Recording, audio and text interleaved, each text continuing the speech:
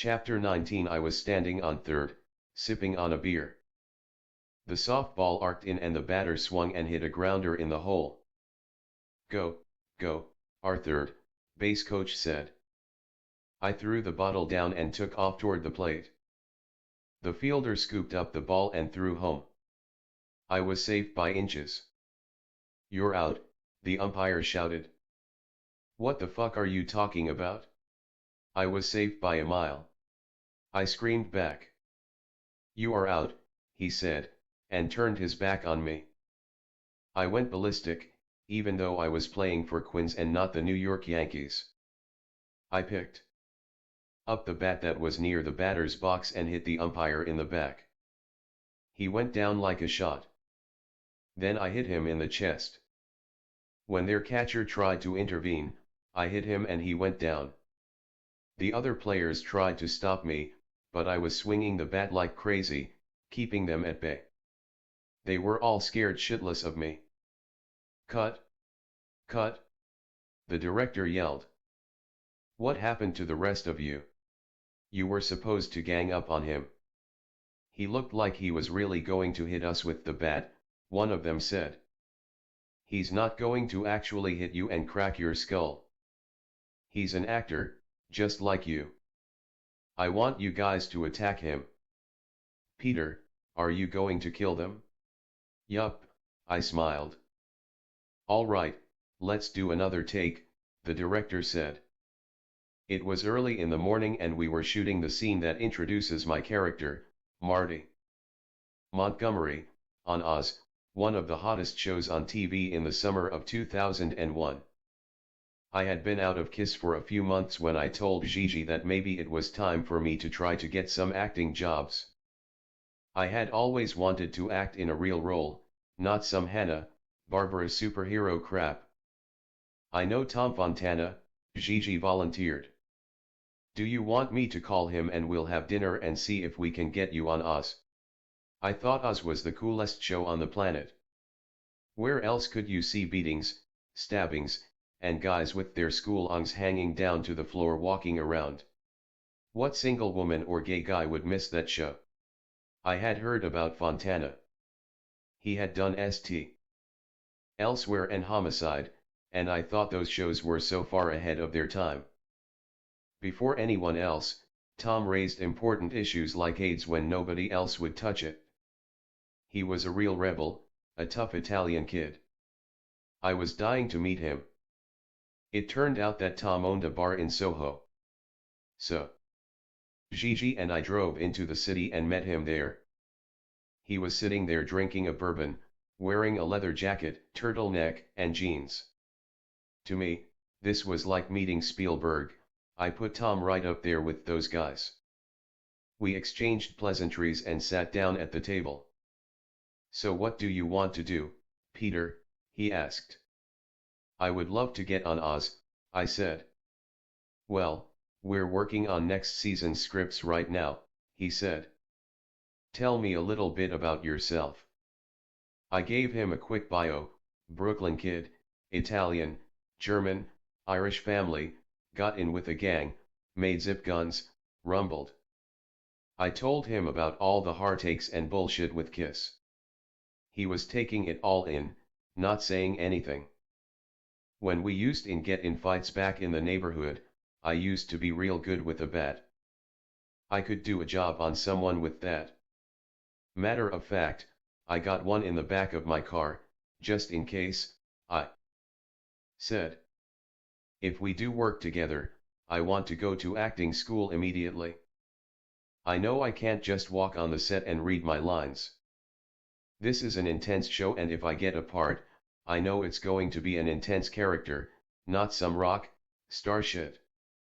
So I'll need some acting lessons. It's not gonna be like getting on stage and singing 'I want to rock and roll all night.'" Tom looked impressed with my attitude. A few weeks later, I got a call from Tom. He had a part for me on the premiere of the new season playing a two-bit criminal named Marty Montgomery, who's in Oz serving 8 years for 2 counts of assault in the first degree stemming from that bat swinging incident during the ball game. I started taking acting lessons with a man named Johnny at Actors Training Institute in New Jersey. John had studied with Meisner and Strasberg and Stella Adler.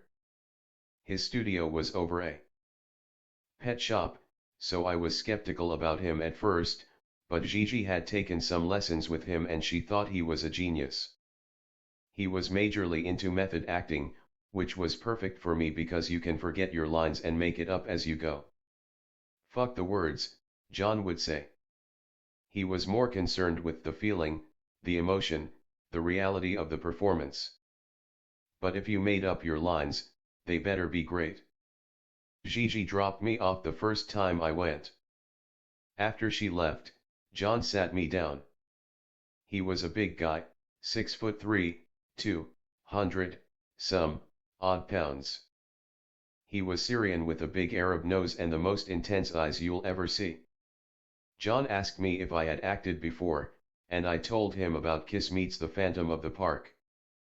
Action is not acting, John said. Anyone could fight with a monster. Acting is using words and gestures to convince the audience that you are who you say you are. You have to be authentic. I'm going to get up and walk over to the other side of the room. I want you to look at me and realize that I'm someone you really admire and you can't believe it's me. You're freaking out. That's an easy thing, right? He said. So he went over to the corner and I was sitting there making all sorts of expressions and he was looking at me and saying nothing. I felt like I was making a jerk out of myself. Are you done? He finally said. Yeah. That was absolutely terrible. You've got to learn not to act. I don't want you acting. I want you to be. I started seeing him twice a week.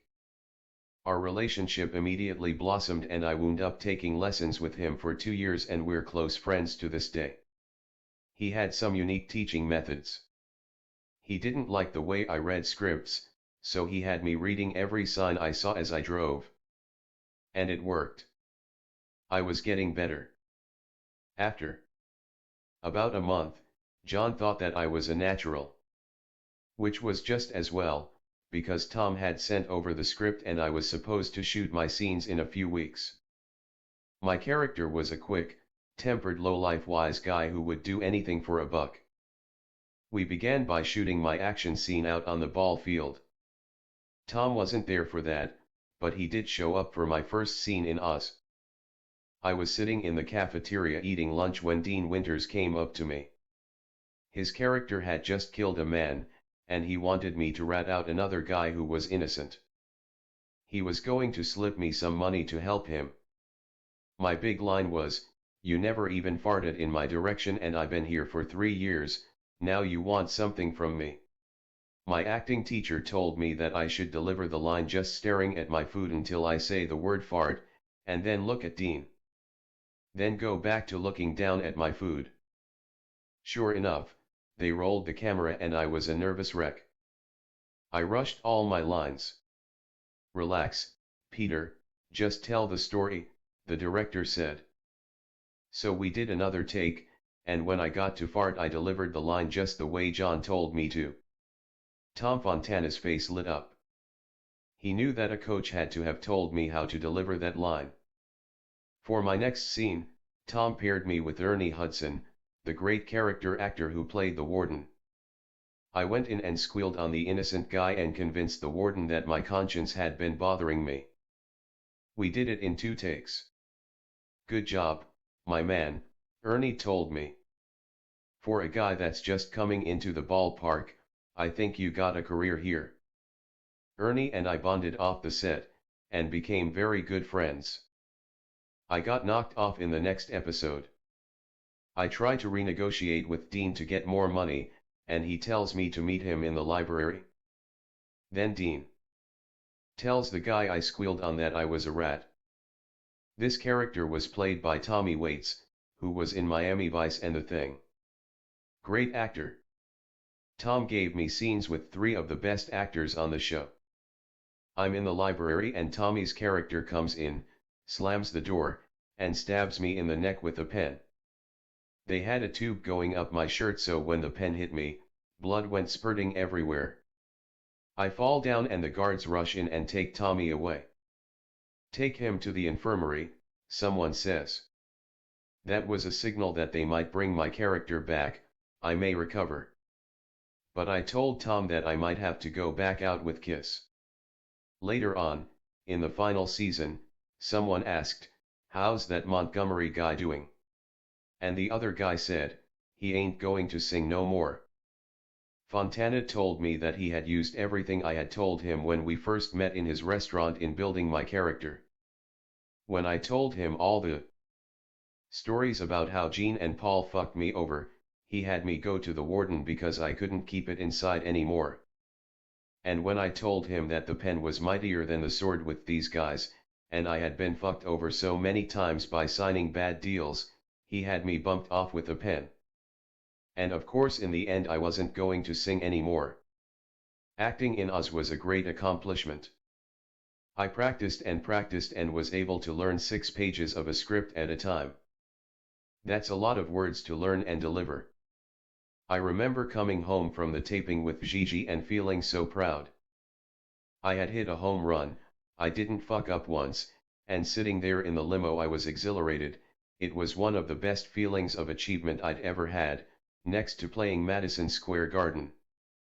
Gene publicly maintained that I was a part of Kiss even after I left the group after the farewell tour. It wasn't like they were doing so well without me. In February 2002 they played at Elaine Bryant Fashion Show. In March they performed at a nudist resort in the West Indies. By then Ace's contract was running out, so he refused to do that show. And when it ran out, he left Kiss for good. Just after the new year in 2003, I got a call from Doc. Kiss was going to Australia to perform with a symphony orchestra and it was going to be recorded for a CD and DVD. They wanted me to play. Jesus, it just doesn't end with these guys, I thought to myself. I had heard that Paul had been divorced after the farewell tour and his wife had taken him to the cleaners. I really liked Pam. She was a pretty girl from Texas, much too hot for Paul. Her father was a high-ranking military man and her family were builders. Pam was smart, and they had a son together, but you could see that she and Paul weren't in love. There was a distance that you felt when they sat together. Part of it was because Paul was possessive and insecure. When they were apart, he'd call her every 5 minutes. I think another part of the problem was that Pam met and married Paul during the years Kiss were unmasked. She had never really seen him perform in makeup. I watched Pam when she came to the shows and I think she couldn't handle seeing the star child up there slapping his ass and making out with himself. She would split in the middle of the show. After a while, she didn't even come out to the shows and then Paul was living in Gene's guest house, and then it was Seattle. So Paul had a lot of money to make back. So did I, actually. I had lost a lot in the market after 9/11. I hung up after Doc gave me the whole pitch and I thought, wait a minute. These guys just ripped me off for millions of dollars. We were feuding. Gene is calling me names in the press. Our fans had probably flipped out reading so much shit from Gene. Yes, no, I love him, I hate him. Then my lawyer called me. He told me that they were going to give me 25% of the proceeds from the album and DVD. I was going to make pretty much what they were making. Now, that was great. That album could sell. And the idea of playing with a 60-piece orchestra hooked me right there. I would have paid my own money to go and play with 60 people. So the deal was sounding better and better. Then I heard that David Campbell, the great conductor whose son is Beck, was conducting. So this was the chance of a lifetime for me. I started working with Sandy Gennaro, a drum coach who had played with Cyndi Lauper. I wanted to be a walking metronome, I didn't want to embarrass myself in front of all those people. We worked for 4 months, 8 hours a day, on tempo. Now there was no way that Paul would be able to complain about my tempo. We rehearsed in L.A. I was having a great time, playing my drums with 20 percussion guys banging away around me. I was well oiled from the tutoring. Every fill had to be precise, every hit had to be precise, everyone was feeding off the drums. I was so up for playing. And then Gene reared his ugly head. We were arguing about something and I casually said, "Look it, what does it matter? As long as I'm getting my 1/4 of the album, it'll all be good." "What?" Gene said. "I'm getting an even share for this album," I repeated. "You are getting nothing for this album. You are getting a paycheck. Over my dead body will you see one fucking dime from this record," he pronounced. I went into shock. I called my lawyer and he assured me that I would be getting 25%. Of course, eventually I didn't see a fucking dime from the record. I had been ripped off again. I even got screwed at the show. Gene and Paul arranged everything for their benefit, so they gave Beth the wrong slot in the set and only gave me 13 pieces instead of the full 60-piece complement. But I did enjoy playing that show. There's something about a woman spreading her legs with a cello in between them that is so hot. When they're playing, their dresses bunch up way over their knees. One woman even played barefoot. I had a perpetual erection looking at those cello girls. When all was said and done and we were back home in New Jersey, I told Gigi, "I can't do this anymore. I want nothing to do with these guys. Look at all the people they drove mad." Poor Eric Carr, the guy who first replaced me, was reduced to sitting in his hotel room naked with the blinds all drawn, drinking and refusing to come out. Bill Aucoin lost his whole empire on drugs. Sean went crazy. Howard Marks died a drunk. Neil Bogart died. They drove Mark St. John and Vinnie Vincent crazy. The list could go on and on. There was no way in hell that I would ever tour with those guys again. And then Doc called. I didn't want to talk to him, so I put Gigi on. They were going to go out on tour again, and they wanted me to come out. Gigi started negotiating with Doc. He told her that they had tried to get Aerosmith to go out with them but it had fallen through, so this wouldn't be a big tour. Naturally, they wouldn't be able to pay me much money. "Well, what kind of money are you talking about?" she said. "You can pay him at least $25,000 a show." "They're not going to go for that, Gigi," he said. "Well, you disrespected Peter and treated him like a second-class citizen throughout the entire reunion tour," Gigi said. "You didn't give him the right merch money, you didn't do a lot of things financially that you were supposed to do, and now you're telling me that you won't give him $25,000 a show? Doc, I've been to these shows. I see what kind of money you people make." They talked back and forth for a while until finally our lawyer told us that Doc didn't want Gigi to call him anymore, he would only negotiate with the lawyer. "You've got to do this," my lawyer told me. "You can walk away after this and retire." I don't know why I believed this guy. They had gotten the better of him on the Australian negotiations. I still didn't know who owned my Catman makeup and what had happened to it.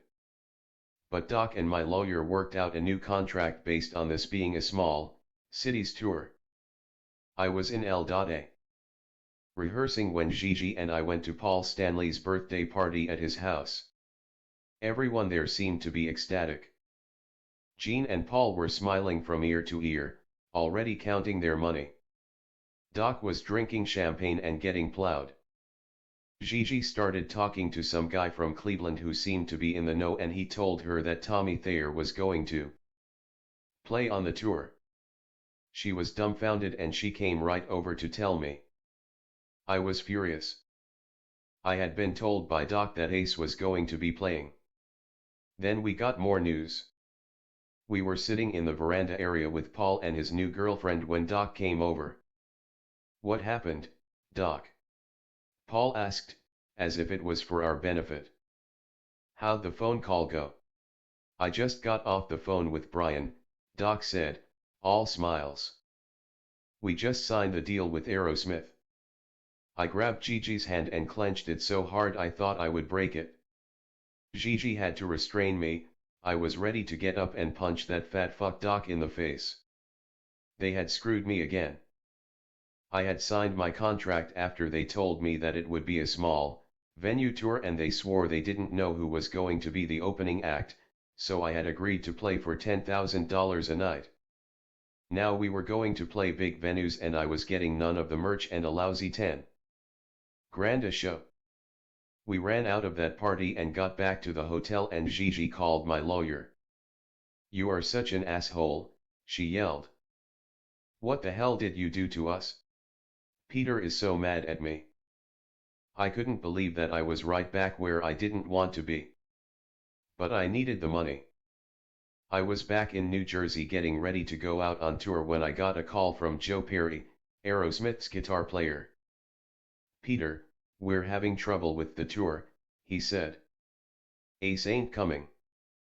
But we want the real Kiss on the tour. Can you call Ace?" Joe asked me. "Maybe you can talk him into it." It looked like the tour might fall apart. Aerosmith's drummer, Joey Kramer, didn't want to get on the same stage with us. He thought we were just buffoons.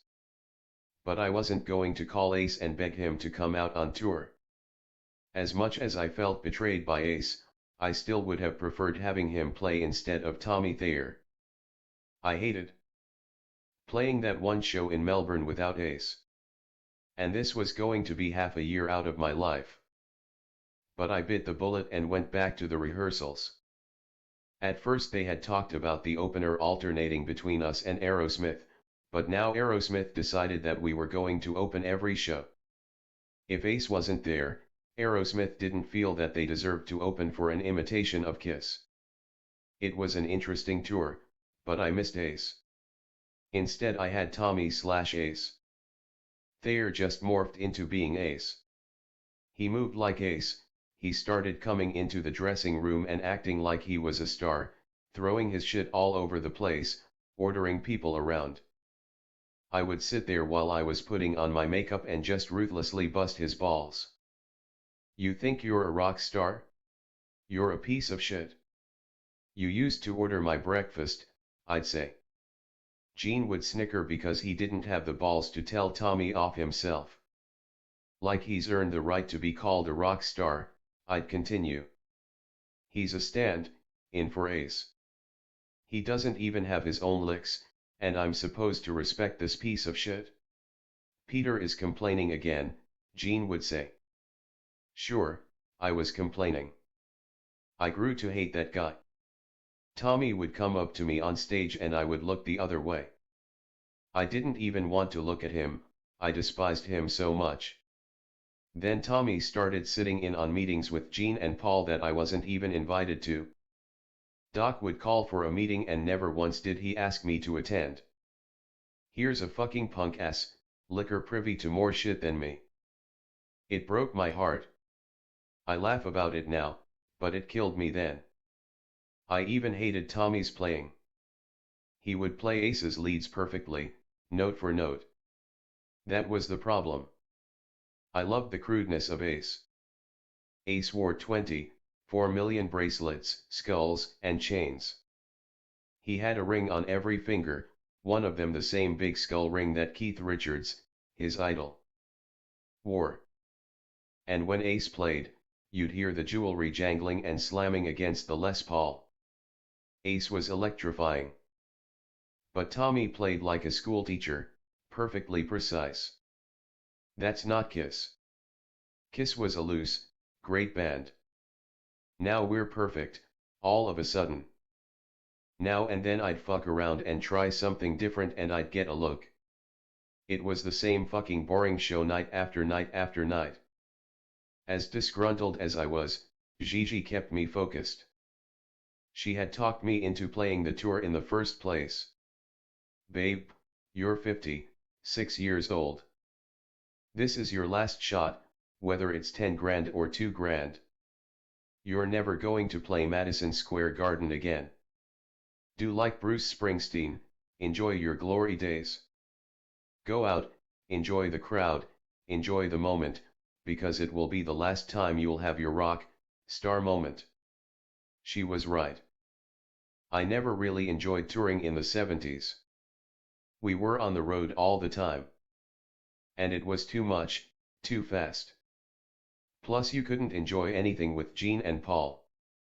I certainly didn't enjoy the reunion tour because I was so upset that they hadn't changed. So this time I was determined to go out and have fun.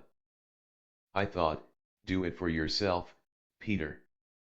You are the Catman, you created that image, you bring people alive with that image, you heal people with that image, you've changed people's lives. So I had the best time of my life playing for me, really enjoying the curtain drop and the spectacular bombastic roar of the crowd through my headgear. If you were lucky to be at any of those last shows, it was probably the best I ever played and the best I ever sang. I really was reminded why I picked up the sticks when I was a kid. I just felt magical and wonderful. Until we hit Vegas. There I heard that Tommy Thayer was getting paid $25,000 a night. That motherfucker is not even a real member of the band, and you gave him more money than me. I yelled at Gene and Paul.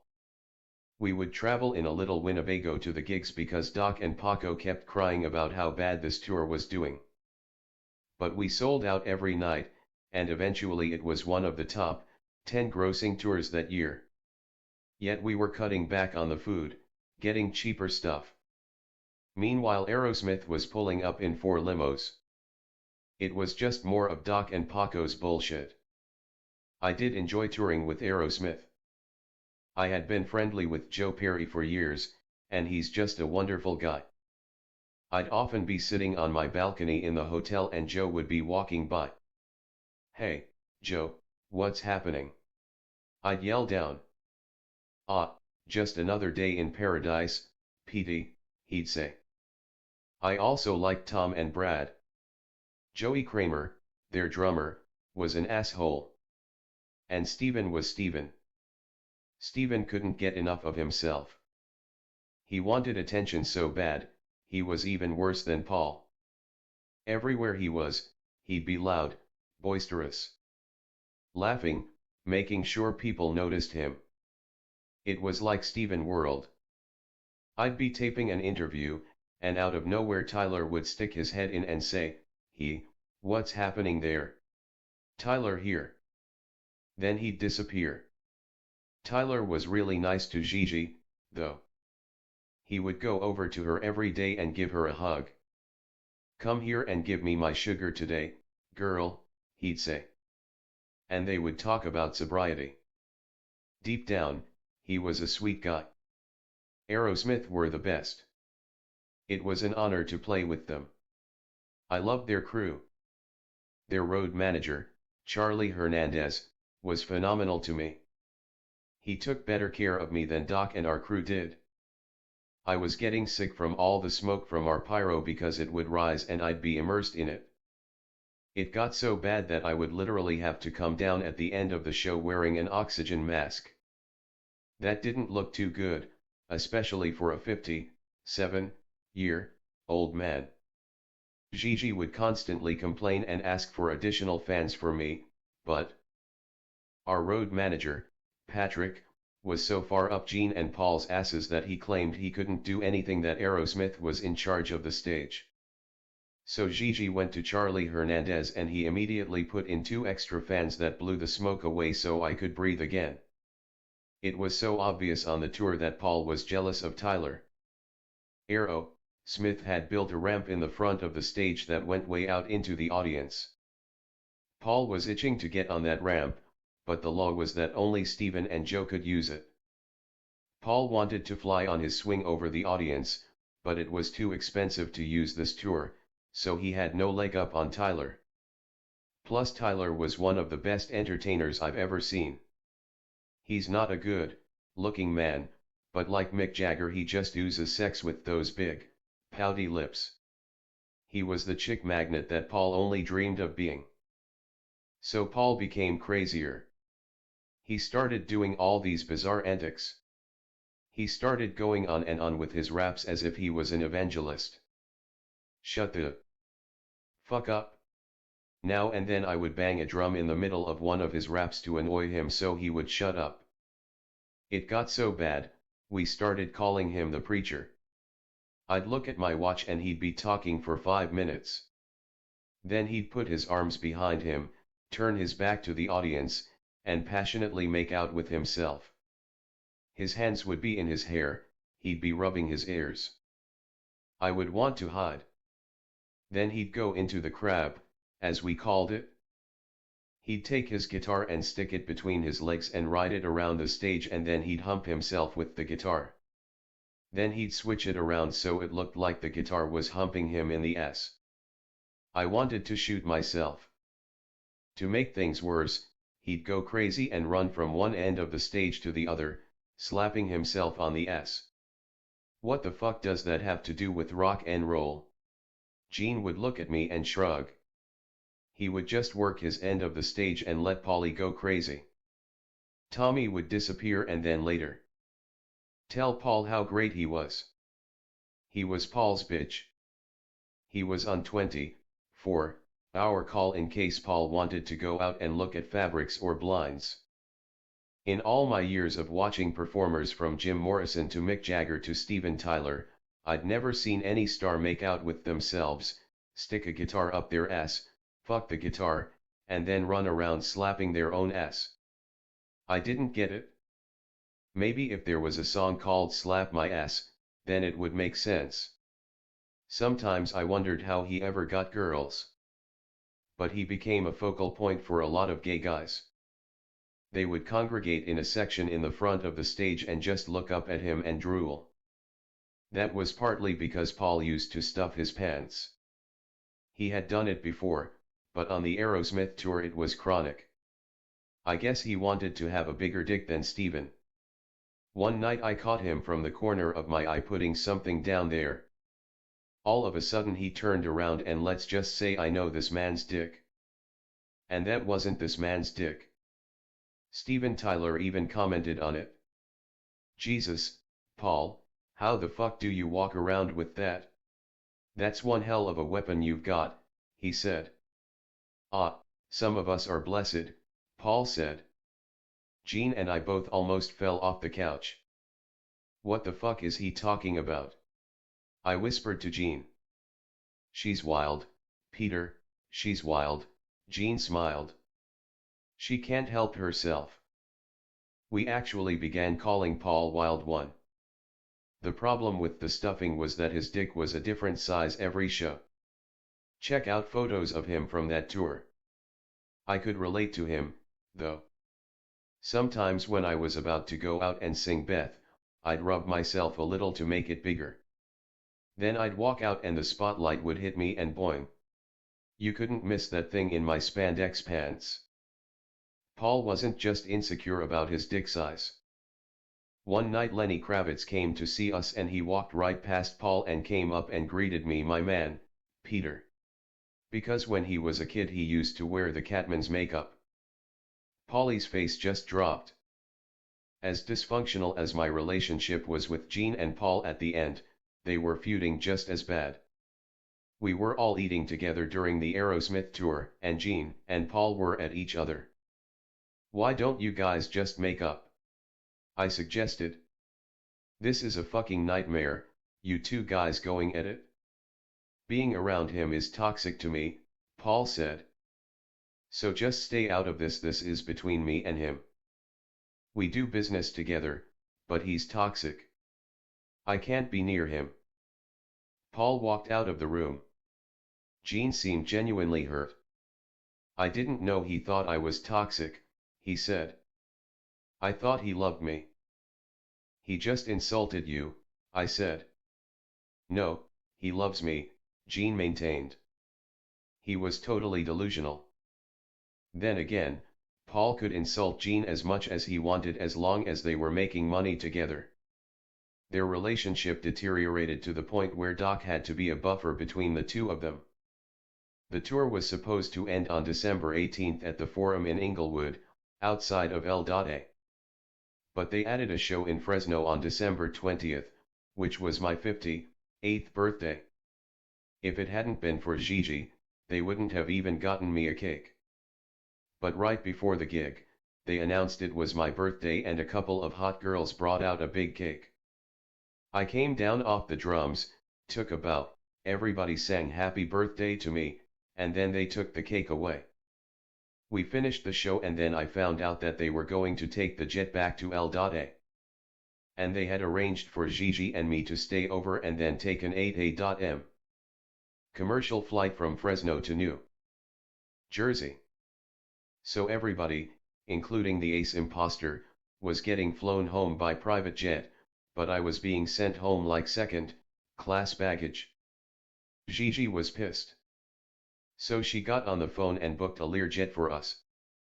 She loaded it down with champagne and food and even had the nice big birthday cake delivered right to the jet.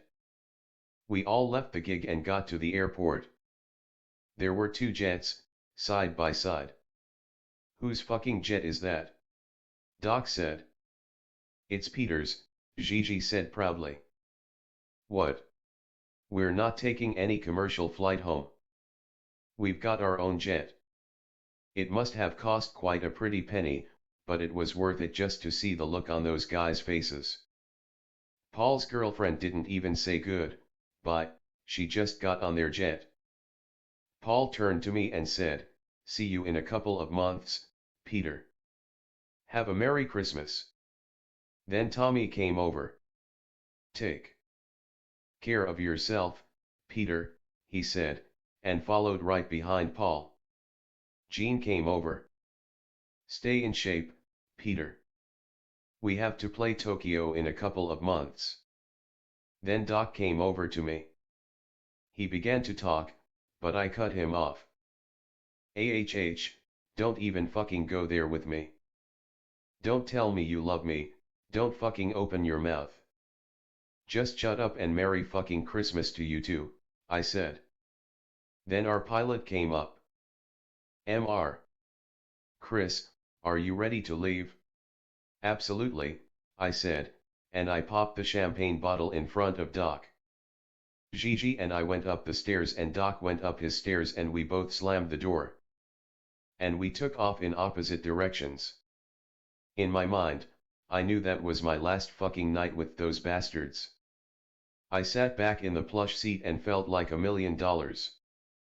At least I was leaving on top. I didn't leave playing the sandbox to 40 inattentive people. I didn't leave clinging to the stage while the audience was saying, "Look how fat he got. And he's wearing a wig. And they're doing the same fucking songs for 50 years. My reverie was interrupted by Gigi, who poured me another glass of champagne.